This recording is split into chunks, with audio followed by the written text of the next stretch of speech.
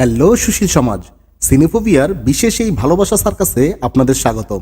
আজকে পুরো পর্ব জুড়ে থাকবে শুধুই মাখো মাখো ভালোবাসা। সারাক্ষণ শুধু তোমার গায়ের গন্ধটা নিতে ইচ্ছে করে। কি মাখো বলো তো? বড় ভাই গিরানো ফুলের গিরান করে যত রাগই করেন না কেন, সার্কাসটি এই ভালোবাসা দিবসের সামান্য ইতিহাস দিয়েই শুরু করি। প্রাচীন রোম, সময়টা ছিল খুবই অস্থির। চারিদিকে যুদ্ধের দামামা, আশেপাশের সম্রাটরা যে যার শক্তি বাড়াতে ব্যস্ত। সেই সময় সৈনিকদের কদরই ছিল অন্যরকম, কারণ এই সৈনিকদের দক্ষতাই যুদ্ধের হার জিত নির্ধারণ করত। তৃতীয় শতকে এই সৈনিকদের দক্ষতা বাড়াতেই রোমের সম্রাট দ্বিতীয় ক্লডিয়াস একটা অদ্ভুত নিয়ম করেন। সেটা হলো কোনো সৈনিক বিয়ে করতে পারবে না, কারণ তার বিশ্বাস ছিল বিয়ে সৈনিকদের দক্ষতা নষ্ট করে।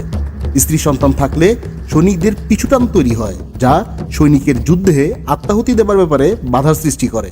এসব কি বলছেন আপনি?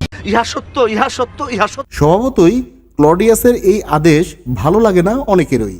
এই অনেকের মধ্যে ধর্মযাজক সেন্ট ভ্যালেন্টাইন অন্যতম।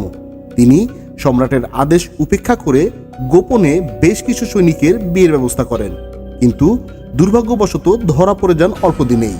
ক্রোধে উন্মাদ ক্লডিয়াস তাকে নিক্ষেপ করেন কারাগারে। বিচার চলাকালীন সেন্ট ভ্যালেন্টাইনের ভালো মানুষই আর চিকিৎসা বিজ্ঞানের দক্ষতার কারণে অল্প দিনেই কারাগারের জনপ্রিয় মুখ হয়ে ওঠেন তিনি। তার এই জনপ্রিয়তার কারণে ওই কারাগারের কারাপ্রধানের মেয়ে প্রায়ই তার সাথে দেখা করতে আসতো। এভাবেই তাদের ভিতর প্রেমের সম্পর্ক গড়ে ওঠে। কিন্তু বিধিবাম, বিচারে ফাঁসির আদেশ হয় সেন্ট ভ্যালেন্টাইনের। 14 ফেব্রুয়ারি মৃত্যুর আগে তিনি কারাপ্রধানের মেয়েকে একটা চিঠি লিখে যান। চিঠির শেষ লাইন ছিল, ইতি তোমার ভ্যালেন্টাইন। ভাইজান, এত বয়স হলো এইরকম চিঠি কেউ লেখলো না। এর প্রায় 200 বছর পর 5ম শতকে রোমান পোপ গেলাসিয়াস আনুষ্ঠানিকভাবে এই দিবসটি ভালোবাসা দিবস হিসেবে পালন করা শুরু করেন। আপনি এত কথা বলতেছেন কেন? আমি দুঃখিত ওস্তাদ, আর কথা বলবো না। মূল ঘটনা এখনই শুরু করছি।